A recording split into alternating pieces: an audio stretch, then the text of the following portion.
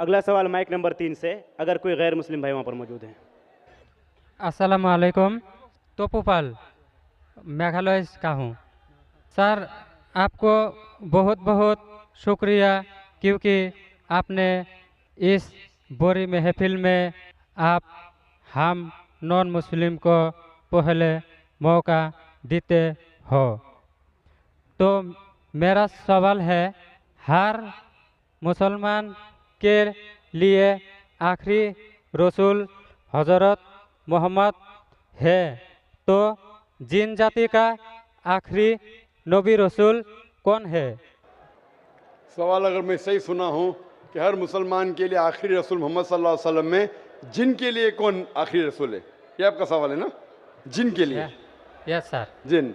भाई साहब, आखिरी रसूल मोहम्मद सल्लल्लाहु अलैहि वसल्लम सिर्फ मुसलमानों के लिए नहीं, सारे इंसानों के लिए, चाहे आप हिंदुस्तान में पैदा हो, पाकिस्तान में, सऊदी अरेबिया, यूएसए, कनाडा, चाहे हिंदू खानदान में पैदा हो, क्रिश्चियन खानदान में पैदा हो, सारे इंसानों के लिए आखिरी पैगंबर मोहम्मद सल्लल्लाहु अलैहि वसल्लम है। कुरान मजीद की आयत है सूरह अंबिया में, सूरह नंबर 21 आयत नंबर 107 में, वमा अरसलना का इल्ला रहमत लिल आलमीन, कि हमने तुम्हें भेजा है रहमत बना के सारे आलमीन के लिए, सारे इंसानों के लिए और जिन के लिए भी। मोहम्मद सल्लल्लाहु अलैहि वसल्लम सिर्फ इंसानों के लिए नहीं, जिन के लिए भी आखिरी पैगंबर मोहम्मद सल्लल्लाहु अलैहि वसल्लम है। और आखिरी वही जो नाजिल हुई वो है कुरान शरीफ। इसीलिए कुरान के अंदर एक चैप्टर, एक सूरा है जिसका नाम है सूरा जिन। ब्रदर अब्दुल्ला, बहुत बहुत मुबारक हो। हम सब दुआ गो हैं, अल्लाह तबारक व तआला आपको दीन में सबात व इस्तकामत नसीब फरमाए। अल्लाह तबारक व तआला आपकी नेकियों में इजाफ़ा करे, आपके घर वालों को भी इस्लाम के करीब आने और इस्लाम में दाखिल होने की तौफ़ीक़ अता फ़रमाए। माइक नंबर 5 में कोई भाई हो तो सवाल कर सकता हूँ, गैर मुस्लिम भाई। अस्सलाम वालेकुम, मेरा नाम जयप्रकाश प्रजापति है।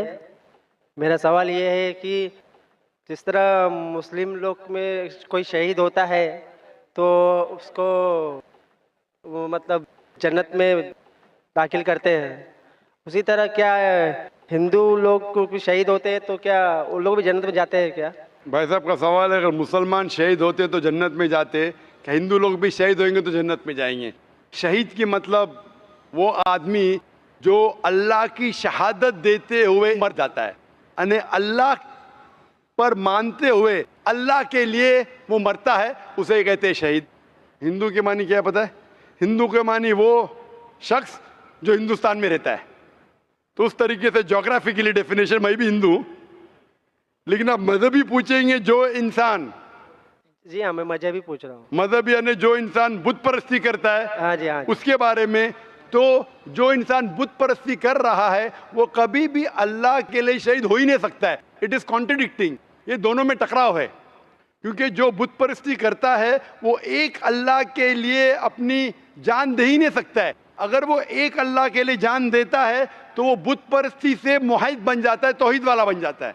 तो अगर एक हिंदू अपने बुत को छोड़ के एक खुदा के लिए गवाही देते मरता है तो वो हिंदू मुसलमान बन जाता है और वो इंशाअल्लाह जन्नत में जाएगा। लेकिन अगर वो अटल है अपनी बुत परस्ती पे और फिर मरता है, उसका मतलब वो शहादत दे रहा है नहीं एक अल्लाह के ऊपर, वो जन्नत में नहीं जा सकता है। भाई साहब, आप मानते हैं खुदा में? जी हाँ। आप भाई साहब एक खुदा में मानते? हाँ जी, मैं मानता हूँ। आप बुत परस्ती में भी मानते? जी नहीं, बुत परस्ती में नहीं मानते? बिल्कुल नहीं। माशाअल्लाह। और आप मानते हैं कि आखिरी पैगंबर मोहम्मद सल्लल्लाहु अलैहि वसल्लम है? जी हाँ। हाँ, आप इंशाअल्लाह अगर शहादत देते मरे तो इंशाअल्लाह जन्नत में जाएंगे। जी जी। क्योंकि आप एक खुदा में मानते, आप बुत परस्ती में नहीं मानते और मानते हैं कि आखिरी पैगंबर मोहम्मद सल्लल्लाहु अलैहि वसल्लम है। तो मैं आपको कहूँगा मुस्लिम। हिंदू मतलब इस हिंदुस्तान में रहते वैसा मैं भी हिंदू हूँ, लेकिन मजहबी एतबार से आप हिंदू नहीं हैं, आप मुस्लिम हैं। एक्चुअली क्या है ना, मैंने रमजान के महीने में इस्लाम कबूल कर लिया होता दिल में ही। माशाअल्लाह। तो मेरे दिल शरीफ में भाई क्या, हैं। लेकिन लोगों को नहीं कहा? जी नहीं, मेरे घर वाले को तो भी आप नहीं कहना चाहेंगे आज? कहा। नहीं, एक्चुअली अभी मैं कहना नहीं चाहता हूँ क्योंकि मेरी माँ भी इधर आई है, मैं उनको लेके आया हूँ इस्लाम के बारे में समझाने के लिए, इस्लाम के बारे में समझाने के लिए, जिसके लिए मेरे को मेरा ज़्यादातर मदद आपकी सीरीज, आपकी किताबें और मेरे सेठ है शरीफ भाई, उन्होंने मेरी ज़्यादा मदद की है। माशाल्लाह। भाई साहब कह रहे कि उनकी वालदा है, वो दिल में कबूल कर लिए लेकिन लोगों से कहना नहीं चाहते। ये अल्लाह की मर्जी थी, नहीं कहते हुए भी कह दिए। आपने नहीं कहते हुए भी कह दिए, मुझे भी नहीं पता था, और आपकी वालदा भी अगर मौजूद है तो सुन चुकी है। हाँ क्या नहीं? हाँ जी। अगर वालदा नहीं होती तो शायद मैं बोलता था ठीक है भाई मत कहो, वालदा ने भी सुन लिए। अभी आप कहना चाहेंगे? जी नहीं, अब जब तक मेरी वालदा में से मतलब इस्लाम से मुतमईन नहीं हो जाती तब तक मैं नहीं चाहता। ठीक है, आपने दिल में कबूल किया, वही काफ़ी है। और इंशाल्लाह आप अगर शहादत देते मरेंगे, आप जन्नत में जाएंगे इंशाल्लाह। और मैं दुआ करता हूँ कि अल्लाह आपकी वालदा को भी इंशाल्लाह हिदायत दे, आमीन। हेलो, हाँ मेरा नाम उषा है, मैं कॉटन ग्रीन से आई हूँ। मुझे इस्लाम बहुत अच्छा लगता है, मैं दिल से कबूल करना चाहूँगी। मेरा सवाल आपसे ये है कि नॉन मुस्लिम के हर एक मज़हब में बचपन से ही बच्चों को माँ बाप से सिखाते हैं, बताते हैं कि हमारे भगवान है, ईश्वर है, हमें उनकी पूजा करनी चाहिए। हम उस माहौल में रहते हैं, जीते हैं, सच क्या है वो पता नहीं चलता कि अल्लाह एक है, अल्लाह की जैसा कोई नहीं, तो उनमें ईमान कैसे आएगा?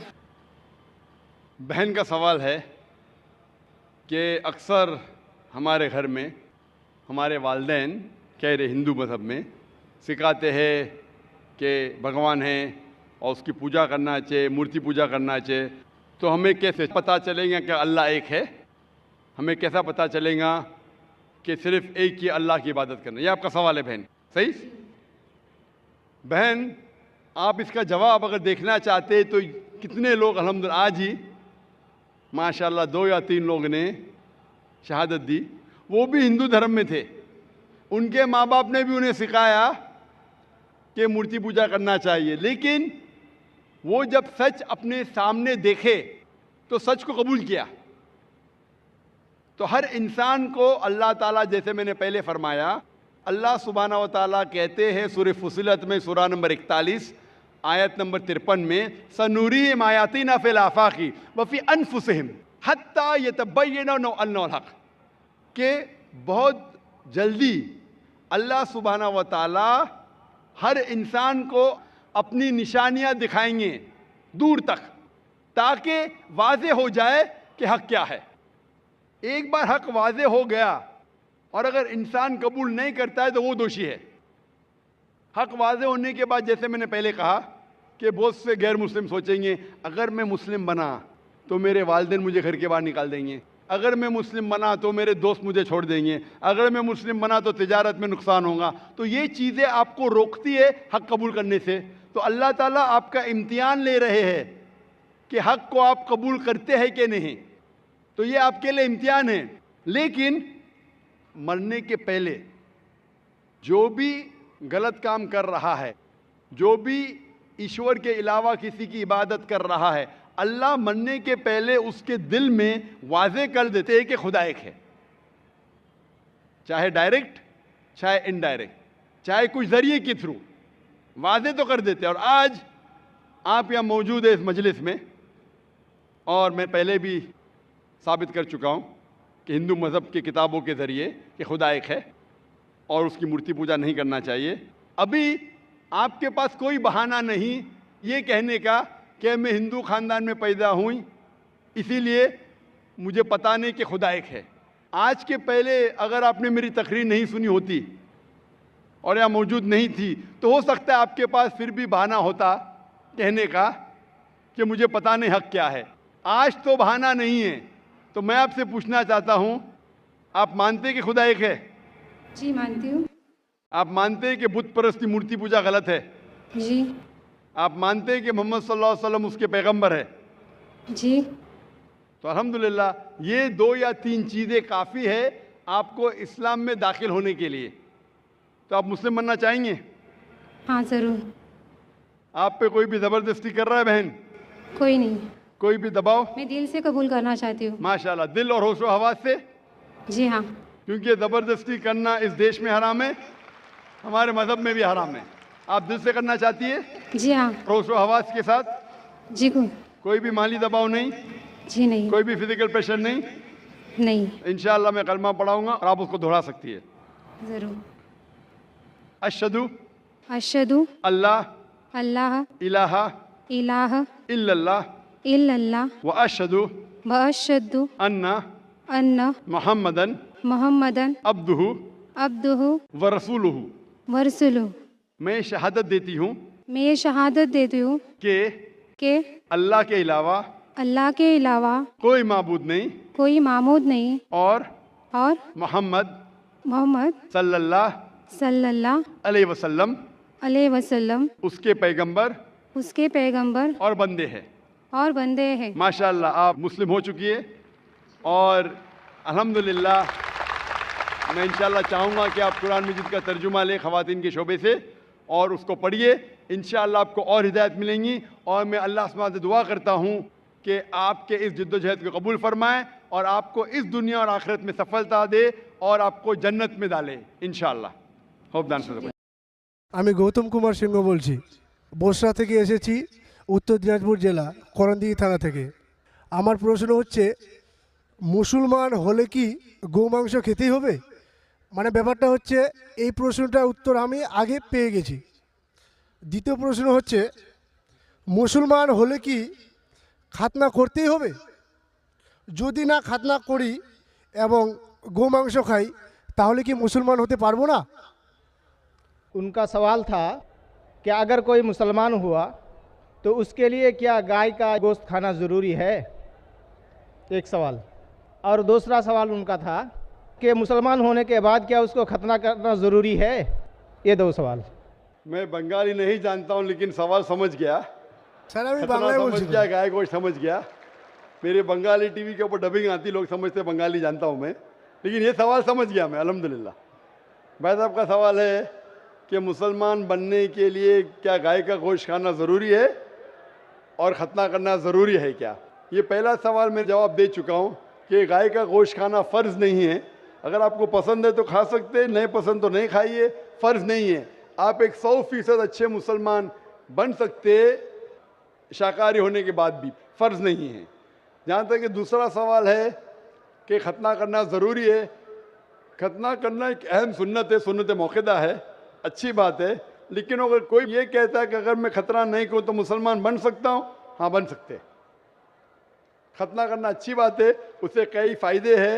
मैं मेडिकल डॉक्टर हूँ, उससे कैंसर ऑफ पीनस नहीं हो सकता है, उसमें फाइमोसिस नहीं हो सकता है, कई अच्छी चीज़ें हो सकती है, कई फ़ायदे हैं। लेकिन फिर भी अगर कोई इंसान डरता है और कहता है कि मैं खतने की वजह से अगर इस्लाम नहीं कबूल करना चाहता हूँ, क्या मैं इस्लाम कबूल कर सकता हूँ?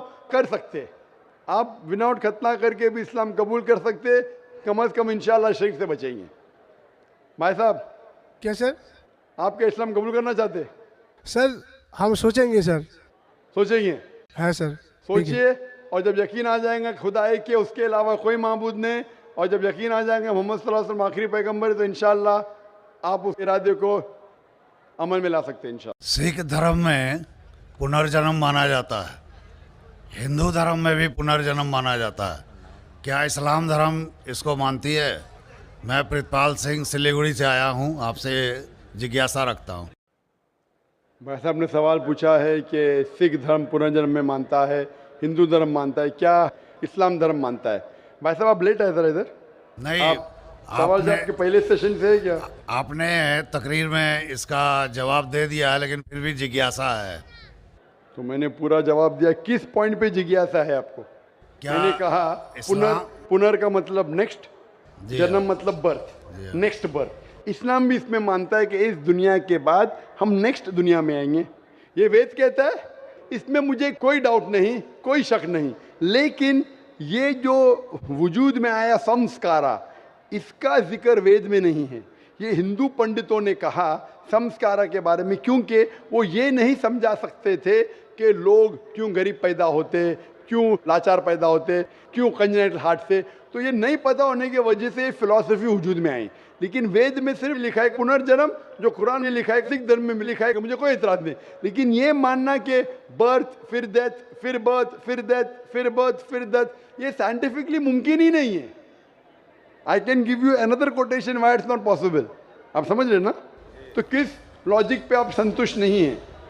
मैं आपसे ये जानना चाहता हूँ कि जैसे सिख धर्म में ये माना जाता है कि किसी व्यक्ति की मृत्यु हुई है, वो कहीं ना कहीं फिर जन्म लेगा, क्या इस्लाम इसको मानती है? नहीं, कहीं ना कहीं ने सिर्फ एक जगह लेंगे, आखिरी नेक्स्ट जिंदगी। और यही सही मानों में वेद में लिखा है, पुनर्जन्म नेक्स्ट जिंदगी। कहीं ना कहीं यहाँ पैदा हुआ, अमेरिका में करेंगे, बिल्कुल किधर भी वेद में नहीं लिखा है। वेद में कहीं नहीं लिखा है ये पंडितों ने अपनी तरफ से पेश किया है। पुनर्जन्म जो कुरान में है और वेद में है, उसके मानी नेक्स्ट लाइफ, ये हम मानते हैं, लेकिन कहीं ना कहीं यहाँ लेगा नहीं, एक ही जगह आखिरत में। और क्योंकि साइंटिफिकली ये लोग जो कहते संस्कारा, क्या आप अच्छे काम करेंगे तो आप स्वर्ग में जाएंगे, नहीं अच्छे काम करेंगे तो अगले जन्म में आप इंसान बनेंगे, बराबर कि नहीं? स्वर्ग में जाएंगे तो आने की ज़रूरत क्या फिर? स्वर्ग में रहना अच्छा ना, धरती पे क्यों आएंगे फिर? कुछ मतलब में स्वर्ग में जाके फिर वापस आते। अगर स्वर्ग में जाके इनाम मिल गया तो यहाँ वापस क्या आते? अगर नरक में गए तो वापस यहाँ ज़िंदगी में आके फ़ायदा क्या? अगर आपको सज़ा मिल गई तो यहाँ फिर आप आके क्यों कुत्ता बिल्ली बनते? अगर आप देखेंगे आज दुनिया में क्राइम बढ़ रहा है क्या घट रहा है? बढ़ रहा है। बढ़ रहा है, आप मानते ना? मैं भी मानता हूँ। ये जो फिलॉसफी संस्कारा की, अगर बुरे काम करेगा इंसान तो अगले इसमें वो बनेगा लेस, अच्छे काम करेगा तो बनेगा इंसान। क्राइम जब बढ़ रही है, इंसान की तादाद बढ़ रही है क्या घट रही है? मेरे समझ से तो घटनी चाहिए, लेकिन नहीं घट रही है, उसका मतलब लॉजिक गलत है ना आपकी? जी हाँ। बराबर, तो ये लॉजिक है ना, आप मान गए तो कबूल करो। अभी जो पुनर्जन्म है वेद में, सिखिज्म में, इस्लाम में यकसा है। क्या अगले बार जिएंगे, एक बार मरेंगे, अगली बार आपका हिसाब किताब होगा, डे ऑफ जजमेंट। और फिर आप हिसाब किताब के हिसाब से जैसे आपने अमाल किए, जैसे आपने कर्म किए इस दुनिया में, उस तरीके से आप स्वर्ग या नरक में जाएंगे। Hope the answer the question.